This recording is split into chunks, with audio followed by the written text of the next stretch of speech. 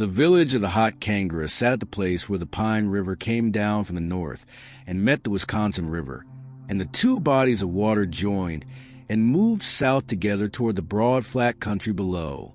The people had been at that junction longer than any elder could count back through memory, and the land around it had taken on the particular quality that land takes on when it has been lived in for a very long time, worn smooth in places where feet had always gone, marked by the work of hands and the bark of certain trees, shaped by the presence of people the way the riverbank is shaped by water. The bark wigwams stood in their rows above the river on ground that rose just enough to stay dry through the wet seasons, and the cook fires burned in the mornings with a smell that mixed with the river smell and the smell of the hills behind the village into something that was simply the smell of home. The Wisconsin River ran wide and dark to the south, and the Pine River came in clear from the north, and children played on the gravel bars where the two rivers met in the shallows. Women moved between the wigwams and the river and the gardens at the edge of the village, carrying the weight of daily work with the ease of people who have done the same work in the same place for generations. Men came and went from the hills with deer and smaller game, and the smells of the forest on them, and the village received what they brought and used it, and the cycle continued the way it had always continued. The hills rose behind the village to the north and east, limestone bluffs cutting up through the forest soil in long gray shelves, the old-growth oak and pine pressing close on either side of the paths that the hunters had worn into the hillsides over years of use. Those paths were as familiar to the men of the village as the lines of their own hands. They knew where the deer moved in the early morning and where they bedded in the heat of the afternoon, and where the water was in the dry season, and where the good sign would be after the first cold came down from the north. The hunt was not separate from the life of the village. It was woven into the identity of every man who lived there, and especially into the identity of every boy who was becoming a man. There were 3 such boys that autumn. They were adolescent, old enough to carry weapons and read sign, and move through the forest without making noise, but not yet old enough to have earned the full standing of warriors. They had each completed their fasting, the time alone in the forest that every boy of the Hot Kangaroo undertook at the edge of manhood, the days without food and without company in which a boy sat with himself in the forest and waited for a guardian spirit to make itself known. That fast changed the boy. The ones who came back from it moved differently, more carefully, more quietly, with a new attention to things they had walked past 100 times before without seeing. These 3 had come back from their fasting with that change on them, and they were eager in a particular way of young men who have passed one threshold and are looking toward the next. They talked about the hunt the way young men talk about the things they want to prove themselves against, with a mix of genuine skill and genuine longing that the older hunters recognized and did not mock because they remembered it in themselves. The morning they left the village was cold and clear with frost on the ground in the low places where the sun had not yet reached. They took their bows and their knives and moved out of the village before the cook fires had fully caught and the older people were still pulling themselves into the morning. The hills received them the way the hills always receive the hunters, without ceremony, without acknowledgement, simply opening into the paths that led upward and letting the men follow. The 3 boys moved along the known path that rose from the village into the hills above the Pine River. The path was worn and easy to follow, and the boys knew it well enough to move quickly without losing it. Deer sign appeared within the first stretch of the climb. A scrape on a young oak, tracks pressed into the soft earth beside a seep of water that never quite dried, the marks of an animal moving with purpose towards something rather than grazing without direction. The boys read the sign and followed it upward.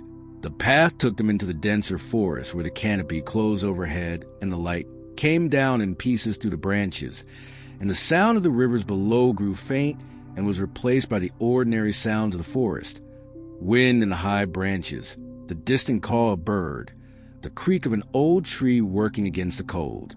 The deer sign continued north along the known path for a good distance, and then it left the path. The tracks turned off the worn ground and moved into the trees on a line that led neither up nor down the slope, but directly north into country the boys had not hunted before.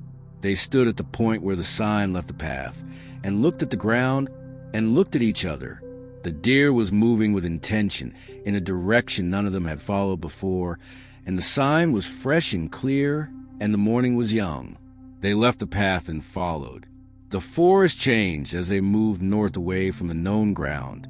The trees were older here, and the undergrowth was thicker, and the light came down differently through a canopy that had not been thinned by years of human passage. The ground rose and fell in ways the boys were not prepared for, and they moved more slowly, picking their footing carefully.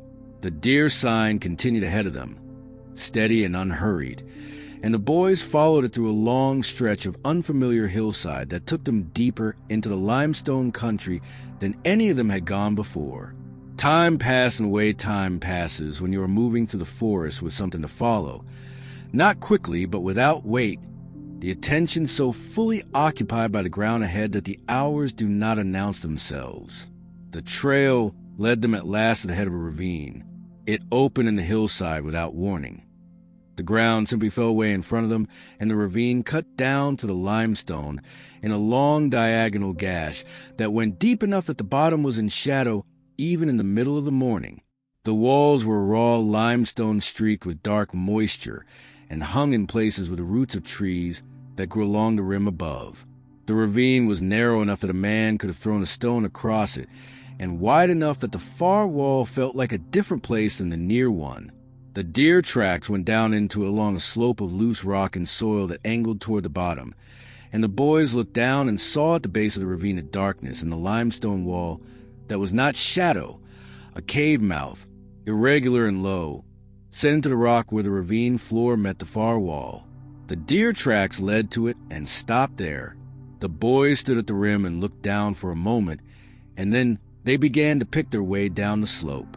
The cave mouth was perhaps wide enough for a man to enter without turning sideways, and the edges of it were worn smooth the way limestone is worn by water over a very long time. Not cutter-shaped, but simply eroded into that opening by whatever had moved through it or seeped out across more years than the boys could imagine.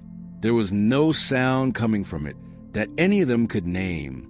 There was a quality to the air near the bottom of the ravine that was cooler than the air above and slightly different in some way that was not unpleasant but was noticeable. The way the air near a deep well is different from the air around it. The boys stood in front of the cave mouth for a moment. Then they went inside.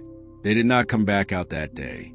The village moved through its afternoon and its evening without alarm because hunters sometimes stayed out, and the boys were known to be capable.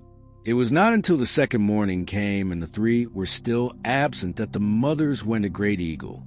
They came to him together before the village had fully risen for the day, and they told him their sons had gone into the hills 2 mornings before and had not returned. Great Eagle looked at each of them in turn, and his face held the particular stillness of a man who is taking a thing seriously without showing the full weight of what he is taking seriously. He told them he would send men into the hills before the morning was an hour older. He told them to go back to their fires. He sent a young man immediately to find Standing Crow. Standing Crow came to Great Eagle, still carrying the stillness of a man pulled from sleep who has learned not to show it. He stood before the chief and listened without interrupting, and when Great Eagle finished, he asked one question. How long? 2 days, Great Eagle told him. Standing Crow nodded and asked which direction the boys had gone, and Great Eagle told him what the mothers had said, north into the hills above the Pine River along the known path. Standing Crow said he would take 9 men and leave within the hour. Great Eagle looked at him for a moment in the way he looked at men he trusted. Not with warmth exactly, but with the particular attention of someone who is placing something important in another person's hands and knows it. He told Standing Crow to take good men and to bring the boys home. Standing Crow said nothing to that. He turned and went to find his men, and the village came slowly awake around the place where he had been standing, and the morning moved forward, and the hills above the Pine River sat green and silent, and gave no indication of what they contained. The mothers stood together near the edge of the village and watched the hills for a while after Great Eagle dismissed them, and then one by one they went back to their fires the way he had told them to. The fires needed tending. The day needed to be lived through. That was the only thing available to them, and so they did it. But none of them stopped watching the hills entirely. The hills were where their sons had gone, and the hills gave nothing back. No sound, no sign, no movement along the tree-line that might have been a figure returning.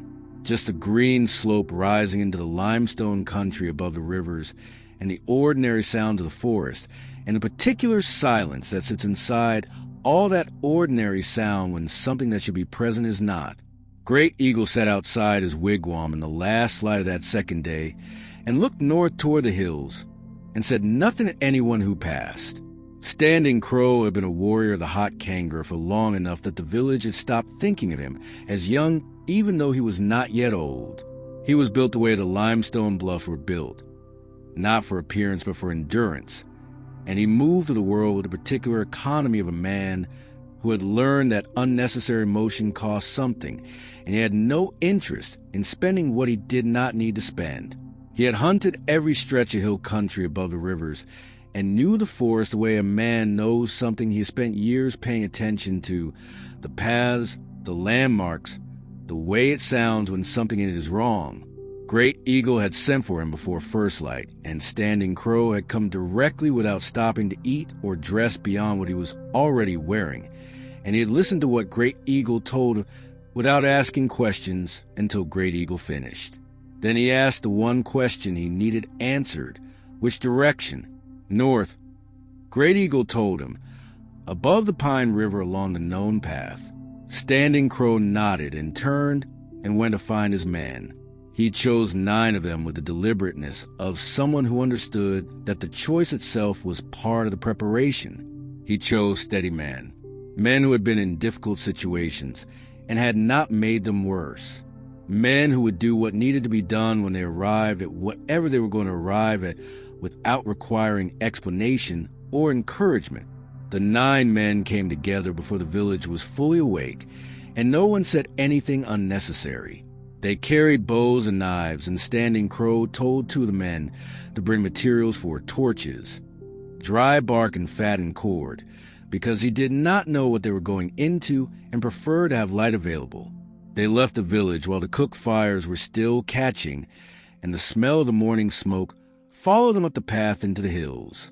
The known path rose north from the village along the spine of the high ground above the Pine River, and the men moved along it quickly and without noise. The morning was cold and the ground was firm underfoot, and the forest was making the sounds it makes in the early hours. Birds working through the canopy above, small animals moving in the undergrowth, the distant knock of something against was somewhere deeper in the trees.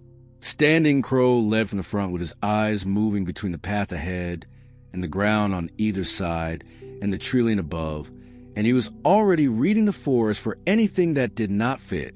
The boys' tracks appeared on the path within the first stretch of climb. 3 sets of moccasin prints in the frost-softened earth, moving north with purpose and at a pace that said they were following something. Standing Crow crouched over them once and then moved on. The track stayed on the known path for a good distance, and Standing Crow followed them easily, while the men behind him moved in the loose formation of experienced hunters who know how to cover ground without bunching.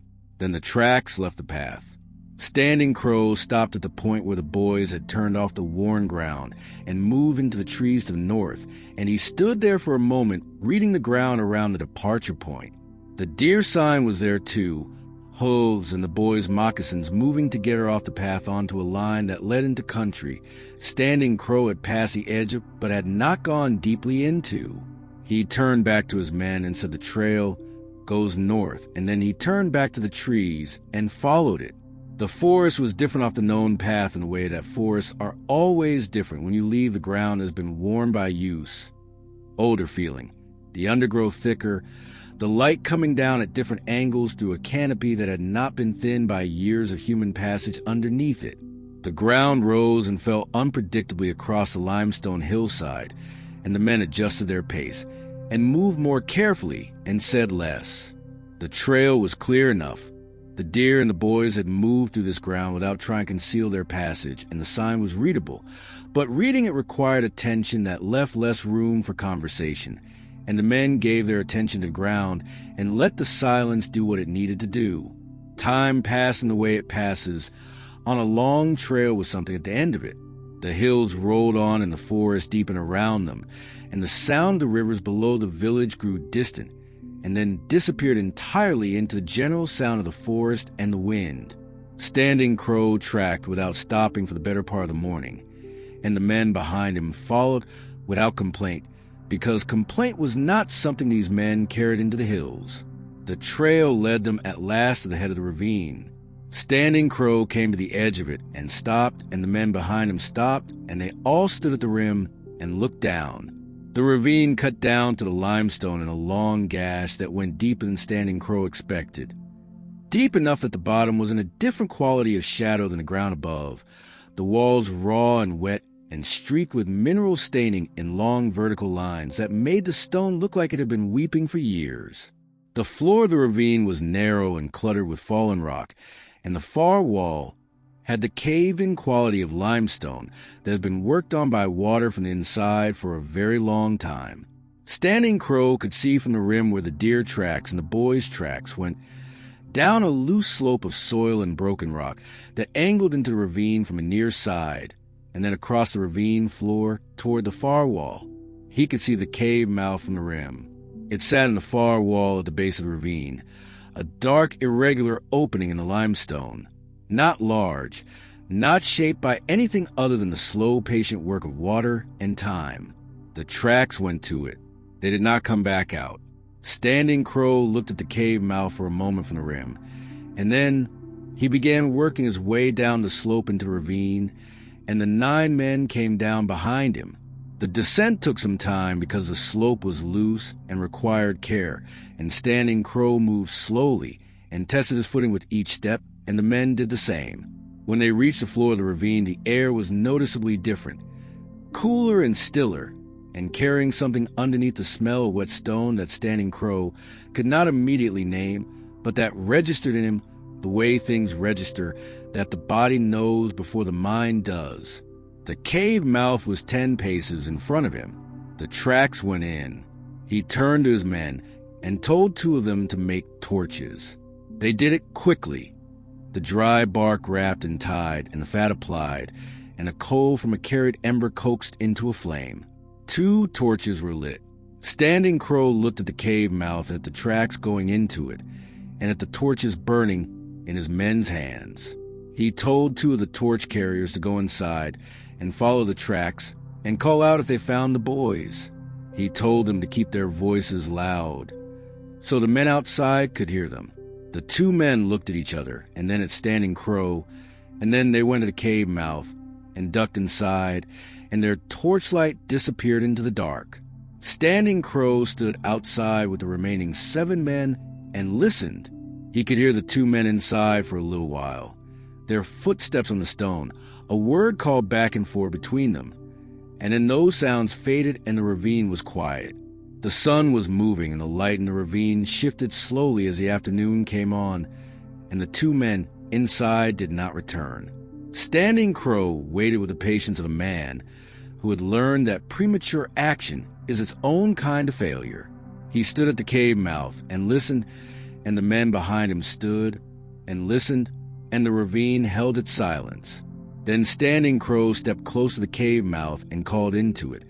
A clear call, his voice going in without hesitation, his name on his lips as something the men inside could answer to. His voice went in, and the dark took it, and what came back was not an answer. What came back was a sound.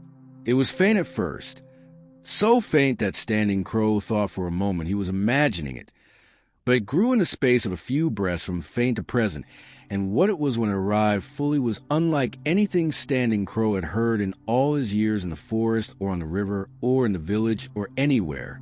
It was beautiful. That was the first thing, and it was the wrong thing to be the first thing, and Standing Crow knew that even as he was registering it. It was the kind of beautiful that has no business being where it is, A sound so far beyond the ordinary sounds of the world that it did not fit inside the category of sounds that belonged to nature or to man. It was tonal and layered, and it moved through the chest rather than the ears, and it had a sustained quality that said it was not accidental and was not going to stop.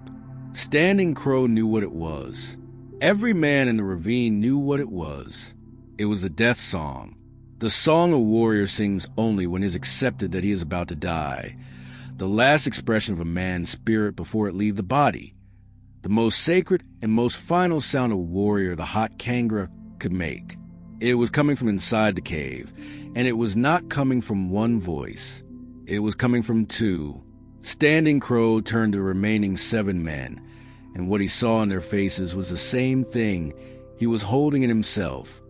Not panic, not confusion, but terrible clarity about what the sound meant. 6 of the men did not wait for him to speak. They took up the remaining torches and moved past him into the cave mouth, and the dark swallowed them. Standing Crow stood at the cave mouth with the one remaining man and listened as more voices joined the death song from inside the cave. Then there were more voices than there should have been for men who had gone in. Then there were more voices than that. Then the death song faded and the ravine went silent in a way that was different from the silence that had preceded the sound. Not the absence of sound, but the presence of a silence that had weight and texture, and that pressed against the ears from the inside. Standing Crow stood at the cave mouth in that silence for a long time. The one remaining man stood beside him, and neither of them spoke. The last of the afternoon, light was working its way out of the ravine, and the walls around them were going gray. Standing Crow looked at the cave mouth one more time, and then he turned and began climbing back up the slope out of the ravine, and the other man followed him, and the death song did not start again, and the cave did not give anything back, and the long walk back to the village began in the dark. The walk back from the ravine to the village took the rest of the night.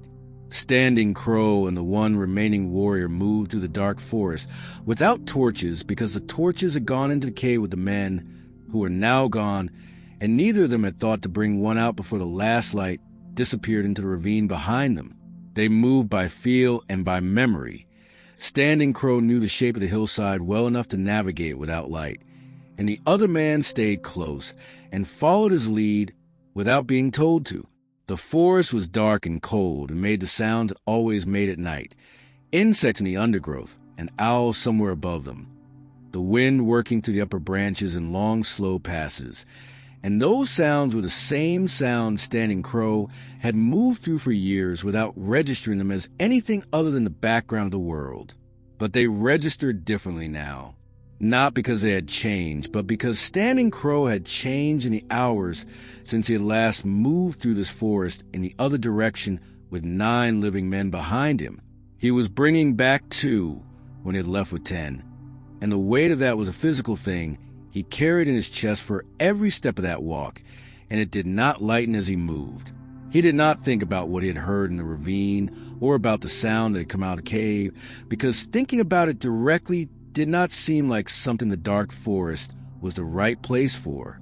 He kept his mind on his footing and on the direction, and on the task in front of him, which was to get back to the village and stand before Great Eagle and say what he had seen and heard. That was the thing that was required of him now, and he was a man who had always been able to identify the thing required of him and move toward it. The village appeared as a lightning in the trees below them, the last of the cook fires still burning low in the early morning hours, a few dogs moving between the wigwams, a woman already awake and working at something near her fire.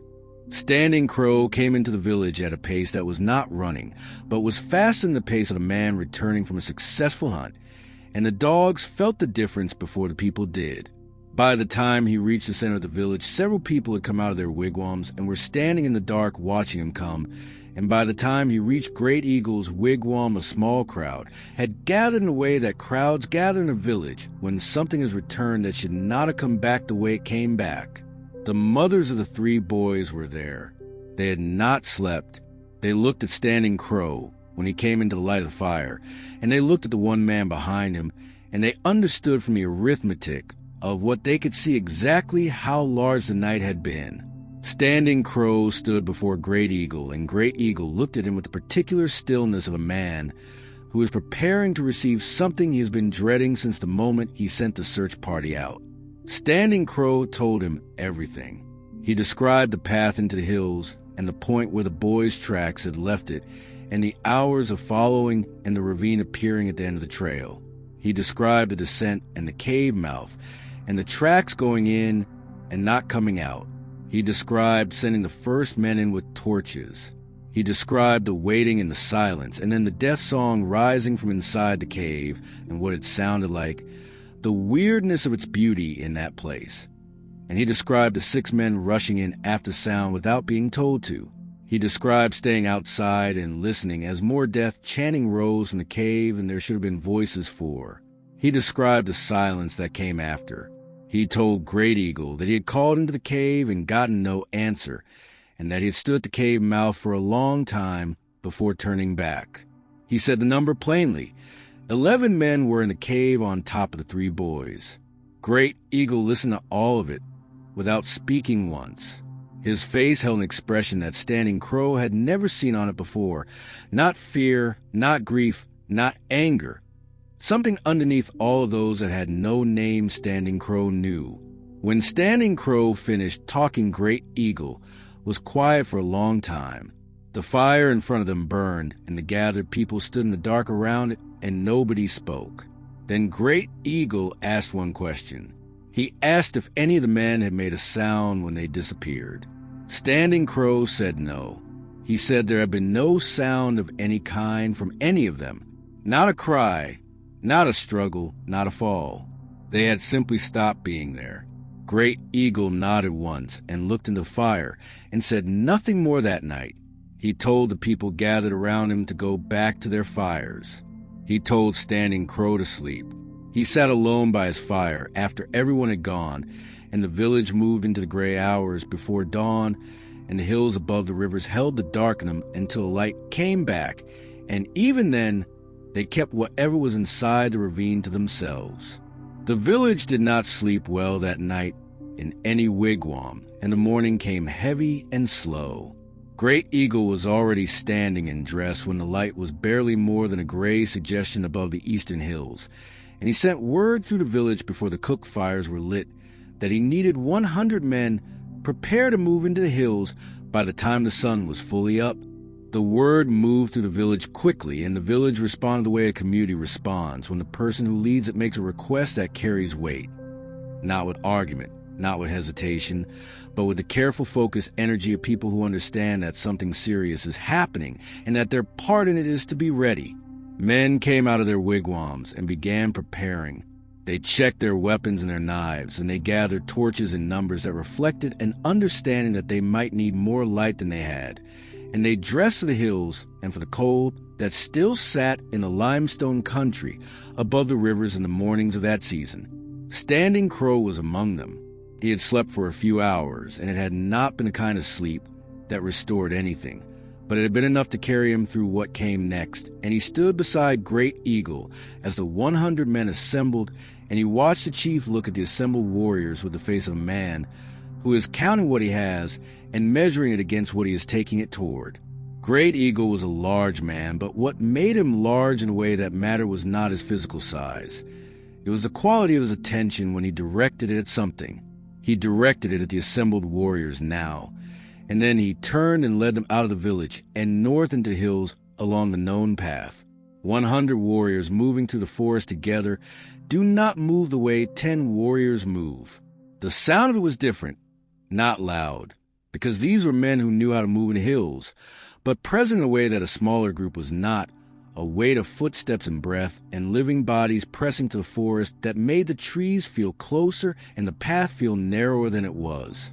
Standing Crow moved near the front beside Great Eagle, and the hills received all of them the same way they had received the smaller party the day before, without acknowledgement, without warning, simply opening into the trail and letting the men follow it north.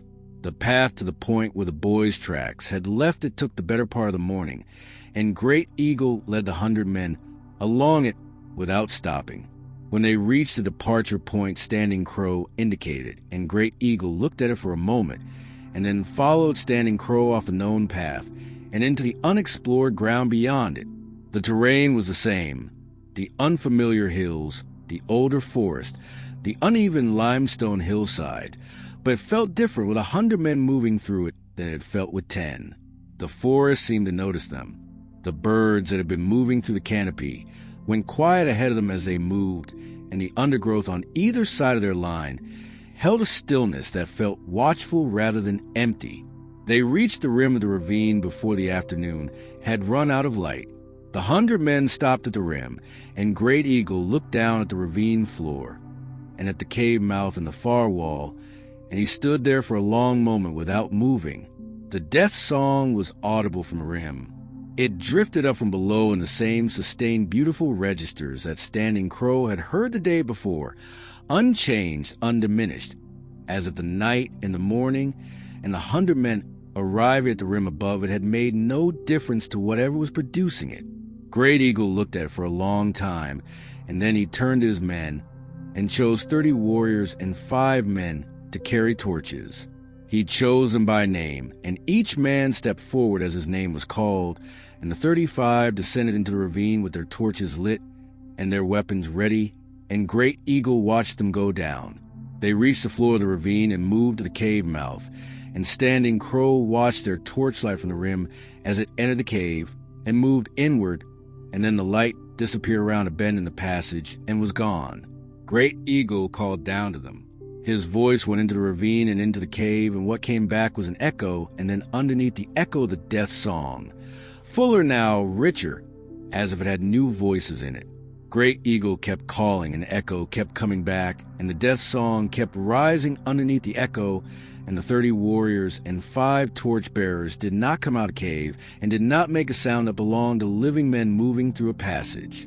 The men on the rim above the ravine heard it all from above, the chief's voice going down and the death song coming up, and the weight of what they were hearing settled over the 100 men the way weather settles over a hillside, slowly at first and then all at once.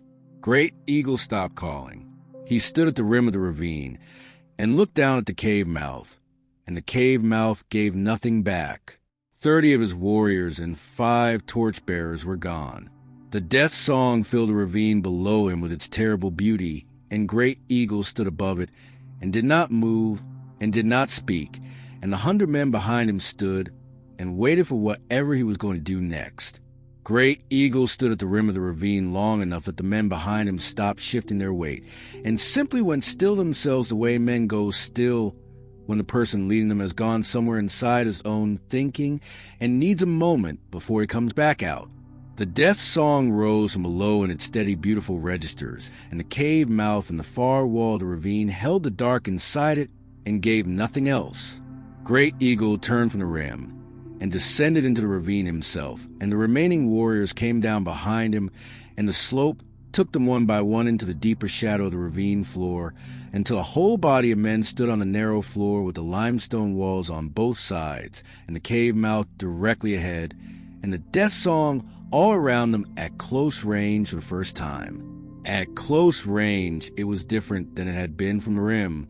From the rim, it had been distant enough that a man could almost tell himself it was wind or water, some natural sound moving through the stone in a way that only resembled what it resembled. On the floor of the ravine, there was no telling himself anything. It was a song. It came from a living source, or from something that had once been living, and it moved through the chest of every man standing in that ravine in a way that bypassed the ordinary channels of hearing, and arrived somewhere deeper and older where the body keeps its most fundamental responses. The warriors felt it, and none of them spoke about it, and none of them moved toward the cave mouth without being directed to. Great Eagle looked at the men around him, and then he looked at the cave mouth, and then he told the men nearest him to take the hands of the men beside them and to pass that instruction down the line.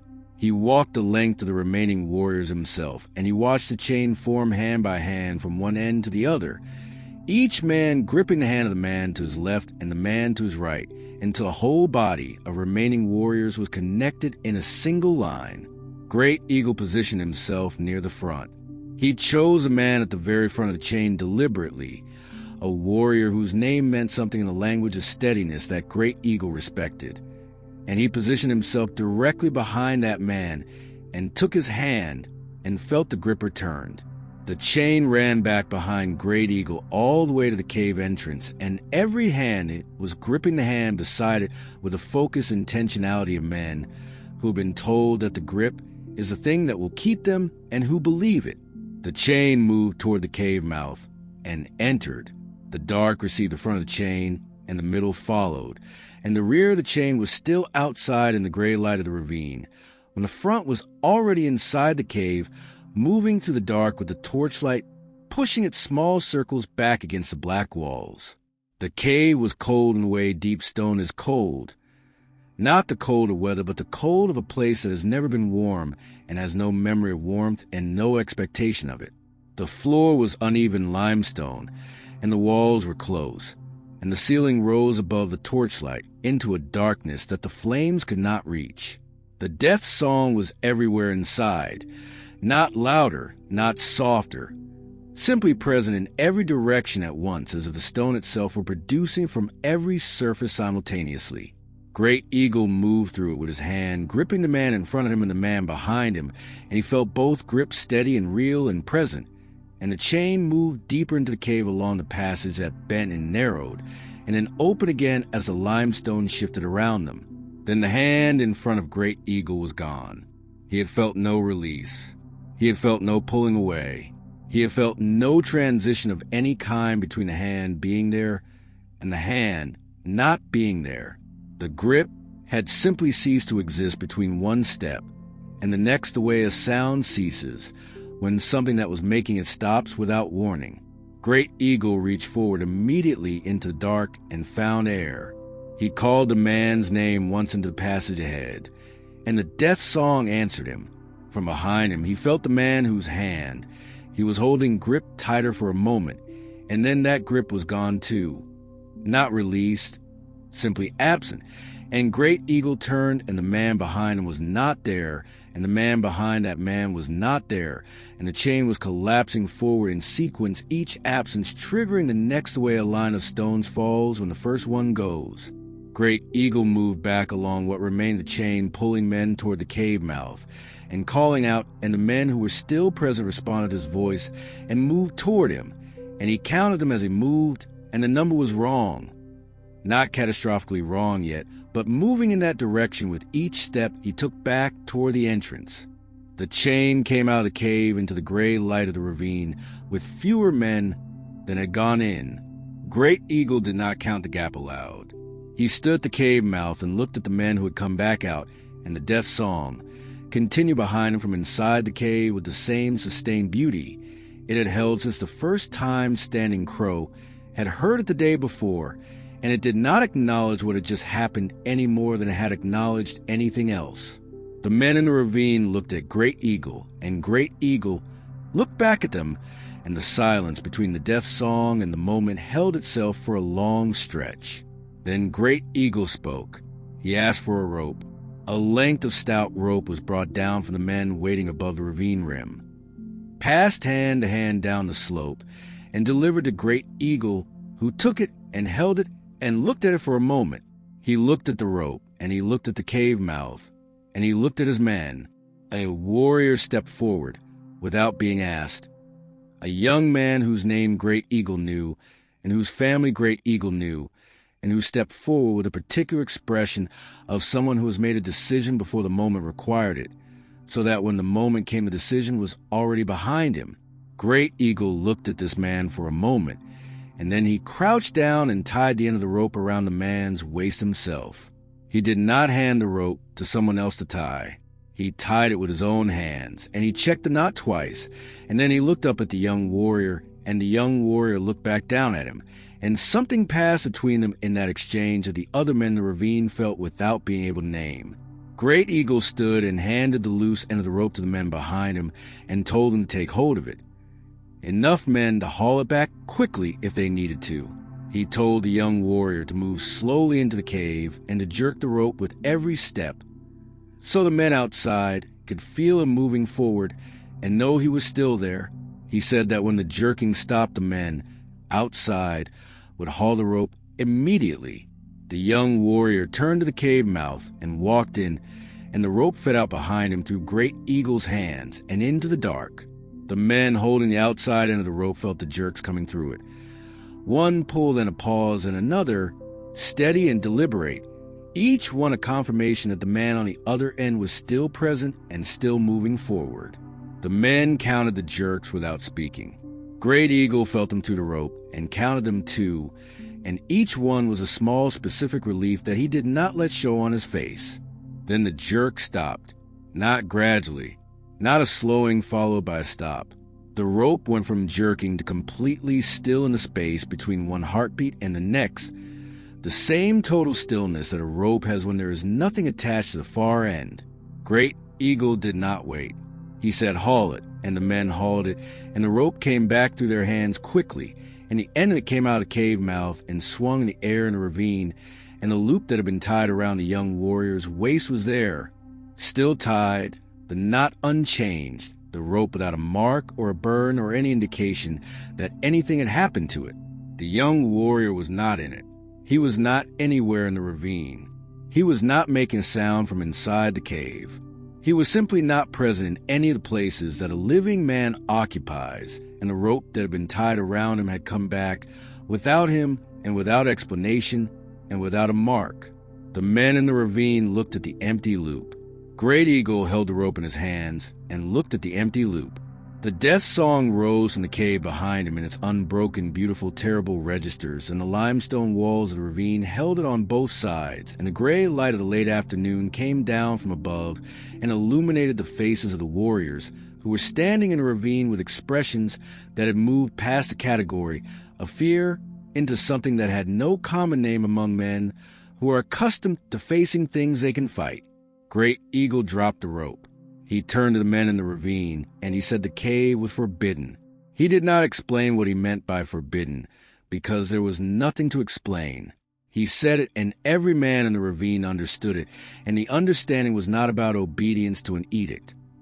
It was about the particular wisdom of not going back to a place that has already demonstrated beyond any available doubt that it will take whatever you bring to it and return nothing.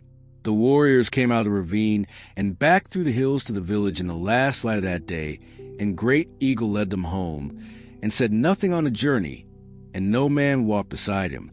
The village received them the way it received the kind of news that cannot be spoken directly, with a quietness that was not peace and a stillness that was not rest.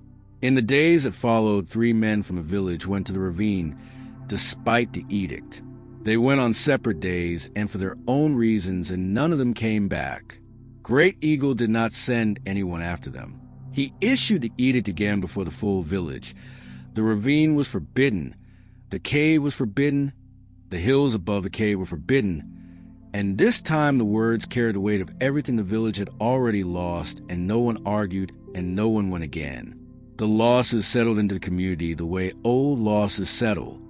Not forgotten, not resolved, simply incorporated into the shape of daily life the way a scar is incorporated into skin. The cave sat in the hills above the rivers, and the death song drifted from the ravine on certain winds, and the people heard it sometimes in the evenings when the air moved in from the north, and they said nothing about it and turned back to their fires, and the village carried what it carried and waited without knowing what was waiting for. Many moons passed after the cave was declared forbidden, and the village changed in the way villages change when they have absorbed a loss so large that it cannot be processed and set aside, but must instead be carried forward into every ordinary day. The mothers of 3 boys still rose each morning and built their fires and did the work that needed doing, but there was a quality to their movements that had not been there before, a carefulness, as if they had learned that the world could take things without warning, and were now moving through it with that knowledge present in every gesture. The hills above the village looked the same as they always had, but the people did not look at them the same way. The hills had been familiar before. Now they were familiar and something else, something without a clean name that sat between the village and the trillion like a change in pressure the body registers before the mind names it. Great Eagle carried the losses the way a chief carries things that cannot be fixed, without visible collapse, but with a weight that showed instead of his shoulders, and the longer pauses before he spoke, and the way he sometimes stood at the edge of the village looking north toward the hills. The edict held, and no more men went into the ravine after the three, who had defied it and not returned. The death song drifted from the hills sometimes when the wind came from the north, and the people heard it and said nothing and turned back to what they were doing, and the village moved forward through its seasons carrying everything it carried. Then one morning a boy came running in from a north path and said there were strangers coming down from the hills. The strangers came into view shortly after, two of them moving slowly down the path from the high ground above the Pine River. The man was unlike anyone who had come to the village before. He was tall and moved with deliberate slowness, and his skin was pale in a way that had nothing to do with illness, a soft paleness that was simply the color of him, different from any skin the hot kangaroo had seen in the village or in any neighboring tribe. His hair was white and silken, and his beard was white and long, reaching all the way to his waist, and it moved when he walked with the slight sway of something that had grown for a very long time. His eyes were closed in the fixed way of a man who cannot open them, blind completely, navigating the path by some means other than sight. A boy of about 10 years walked beside him with one hand on the old man's arm, guiding him with the ease of someone who had been doing it a long time. The boy's eyes were open, and they were unusual, not in their color or their shape, but in their quality. They had a faraway look in them that was too settled and too knowing for a child of 10 years. They were the eyes of someone who had seen things that aged him past his years and arrived at quiet most men twice his age had not reached. He guided the old man forward as if arriving among strangers was an ordinary event. The people gathered at the edge of the paths and watched with the wariness and curiosity of a community when something unprecedented walks into it. They stopped near the center of the village, and the boy spoke. He spoke in Winnebago, clear and unaccented, and said the old man had come to help and asked to be brought to whoever led the village. They were brought to Great Eagle. Great Eagle looked at the old man for a long time before he spoke. He looked at the white beard and the pale skin and the closed eyes and the stillness of the man's face, and he looked at the boy beside him, and he formed his first words carefully and directed them at the boy because the boy was clearly the one who would understand them. He asked where they had come from. The boy said they had come from the northwest. He said the old man had been called by what was in the hills. Great Eagle asked what the boy meant by called, and the boy said the old man heard things that other men did not hear and had heard the cave for a long time before they came here. Great Eagle studied the boy's face as the boy said this, and the boy met his gaze with steadiness that Great Eagle did not expect from a child. It was in that moment, while Great Eagle was looking at the boy's face, that one of the mothers at the edge of the gathered people made a sound. It was not a word. It was the sound a person makes when the body responds to something before the mind has finished understanding it. The mother of one of the three missing boys was standing at the edge of the crowd, and she was looking at the boy interpreter with an expression that had moved through surprise, and was now somewhere on the other side of it, somewhere complicated and shaking and barely contained. She pushed forward through the gathered people toward the boy. She stopped in front of him, and she looked at his face with the total focused attention of a mother who has been looking at a face for every day of a child's life and knows every part of it. She said her son's name. The boy looked at her with those old calm eyes, and he said quietly and without any cruelty that he was not her son. He said he was sorry for what had happened to her son. He said he came from a tribe far to the northwest, and that was all he would say about it. The mother stood in front of him for a moment longer, and then she stepped back, and the crowd absorbed her, and the boy turned back to Great Eagle as if the moment had concluded. Great Eagle watched all of it and said nothing. In the days that followed, the old man moved to the village, and the boy interpreted for him, and what the old man did was heal. He did not announce his healing, and he did not seek patience. He simply knew where to go and what to do when he arrived there, and what he did worked in ways that the village's own medicine knowledge could not account for. A child who had been sick for 2 seasons improved within days of the old man sitting with her. A warrior who had carried a wound that would not close found a closing. An elder who had lost most of her hearing began to hear again. The village watched all of this with particular attention of people who are revising their understanding of what is possible, and the old man moved through it all with his eyes closed, and his beard swaying, and his face holding its calm like something that had been carved into it rather than grown there. The people began to call him the Great Healer, and the name settled on him naturally because it was simply accurate. Great Eagle watched the Great Healer from a distance for a long time before he spoke to him directly. He watched the healings and the way the village responded and said nothing about the cave. Then one evening he sent for the boy, and the boy came with the Great Healer, and the 3 of them sat by Great Eagle's fire in the falling dark. Great Eagle told the story of the cave. He told it from the beginning. The 3 boys who did not return, the search party, the death song heard for first time, the men who rushed in, Standing Crow and the 1 survivor coming back, the 100 warriors, the 30 and the 5 who vanished, the chain, the rope, the empty loop, the edict. He told it completely, and the boy translated each piece, and the Great Healer sat with his eyes closed and his hands open on his knees and listened without moving. When Great Eagle finished, the Great Healer was quiet for a moment.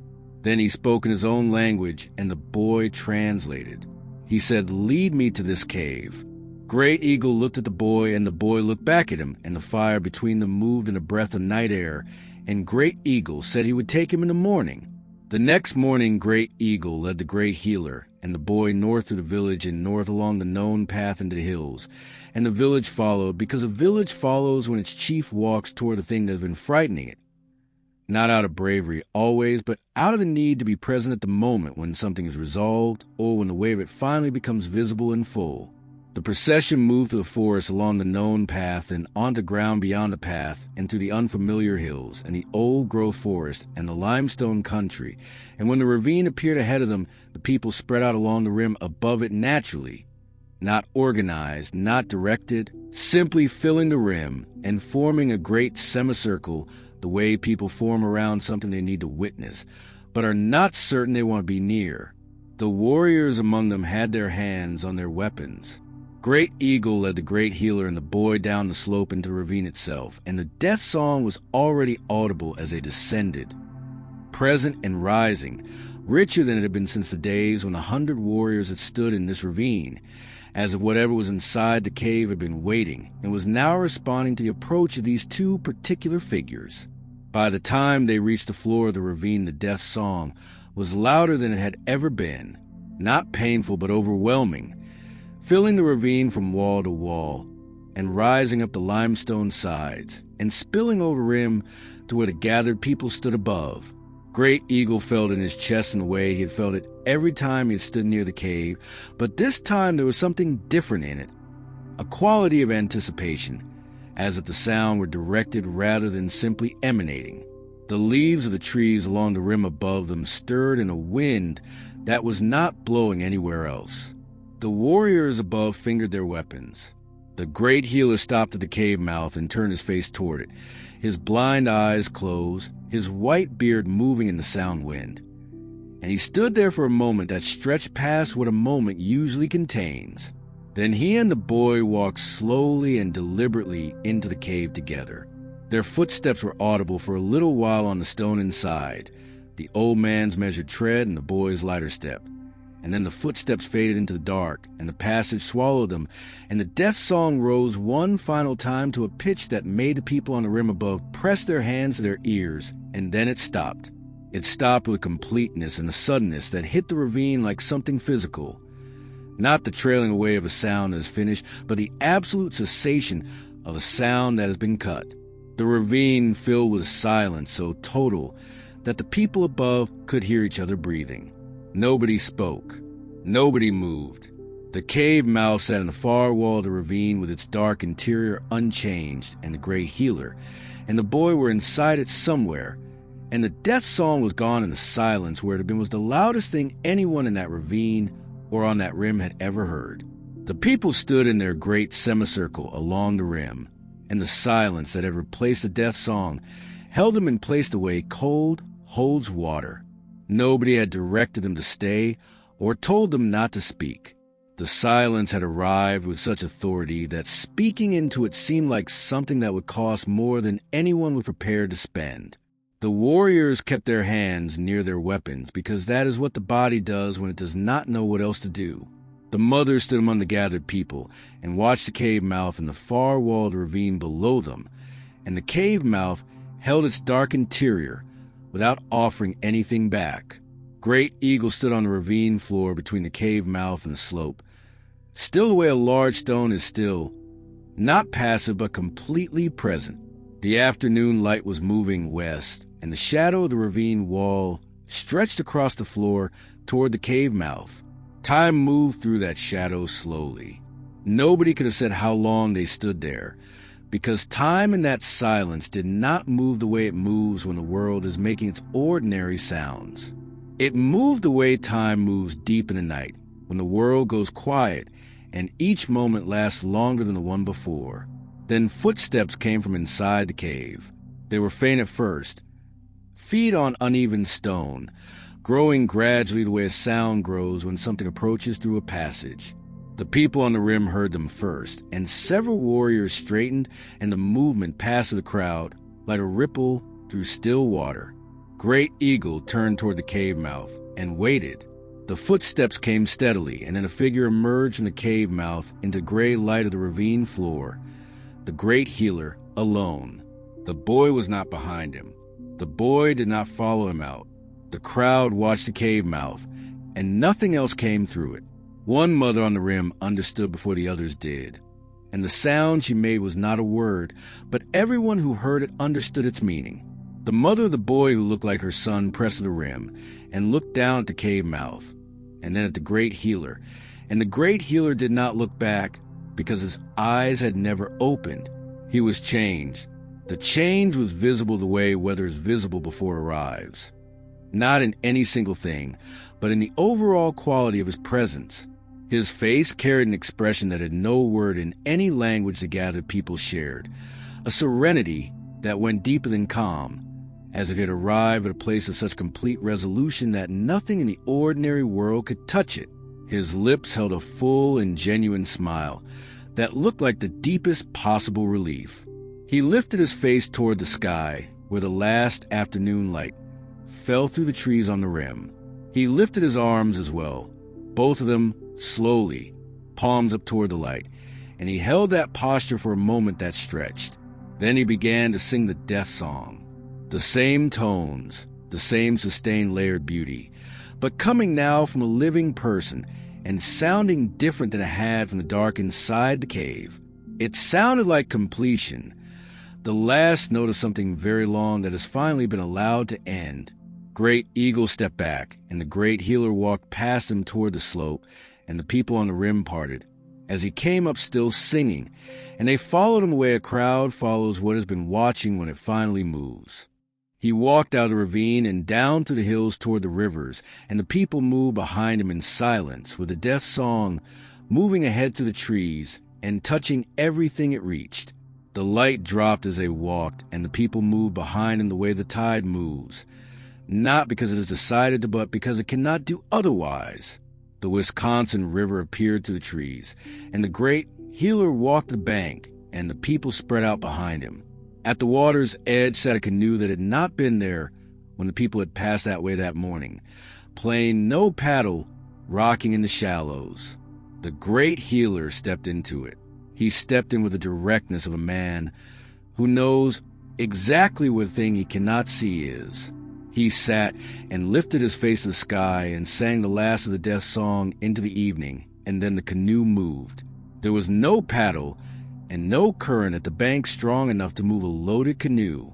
The canoe swung out into the current and moved south, and the people watched the great healer go with his face lifted and his arms open, and the death song fading. And then the river bent, and the canoe went around the bend, and he was gone. The people stood on the bank because leaving seemed like the wrong response, and standing was the only available alternative. Then they walked back to the village, and the ordinary sounds and smells of home seemed strange for a little, while the way they do after you return from something extraordinary. The days that followed were quiet in a way that was different from the quiet before the great healer arrived. The death song was gone from the hills, and the cave was silent.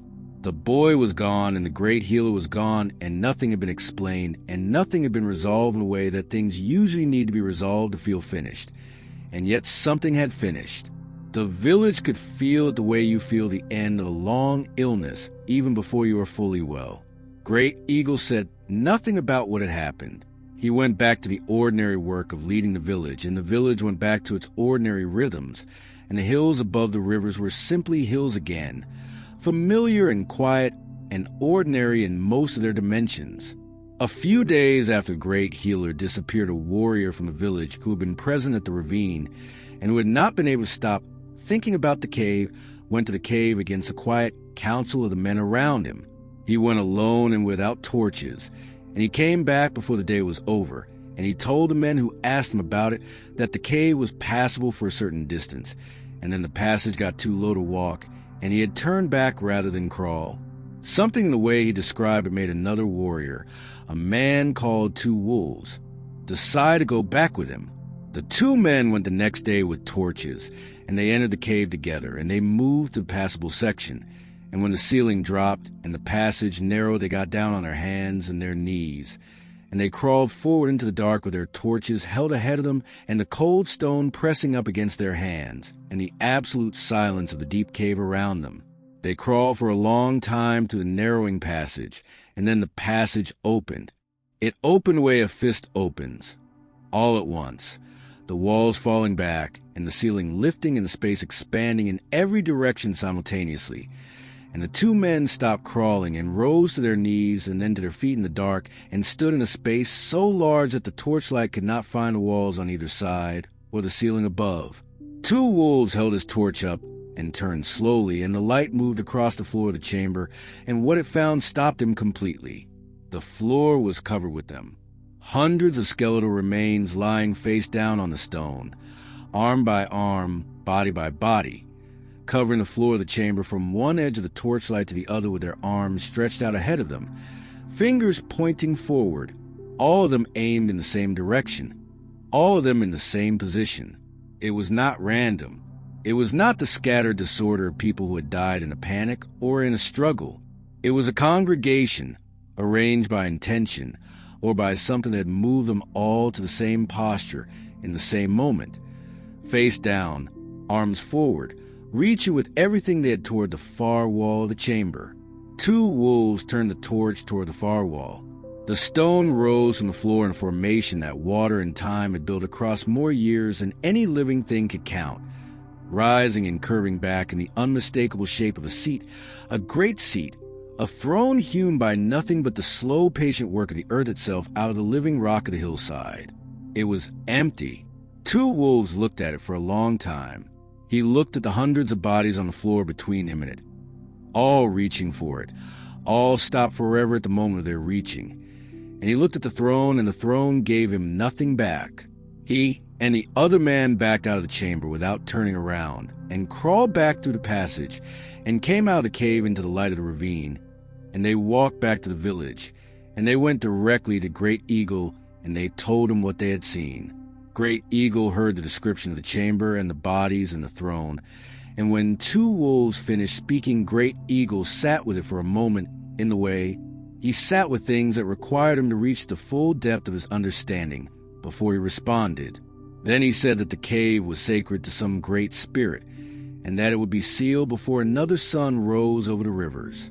The people worked through the last of that day and into the dark, filling the cave mouth with dirt and with rocks hauled from the ravine floor and the slope above it, filling the natural opening of limestone with the materials of limestone country provided until the gap was gone and the wall of the ravine was unbroken. Great Eagle stood in the ravine and watched the work until it was done, and then he stood in front of the sealed cave mouth, and he spoke quietly in the old language, not a speech for the gathered people, but something said directly to whatever the rock was now holding, a prayer that was also a boundary, a farewell that was also a warning, words that acknowledged what was inside and asked the earth to keep it there and keep it from the world of the living.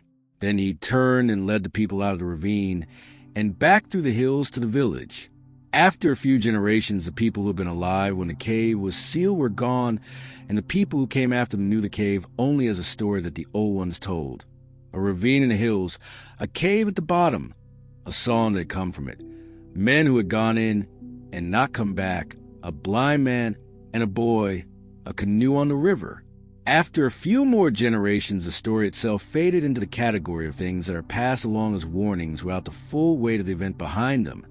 Stay away from the singing in the rocks. And after more generations, still even the warning faded because the people who might have given it specific content were gone, and the hills above the rivers were simply hills again, and the ravine was a ravine, and the cave mouth sealed inside it sat in the dark with its hundreds of silent witnesses, all still reaching for the empty throne, and the empty throne still waiting in the dark for whatever had once sat in it to return.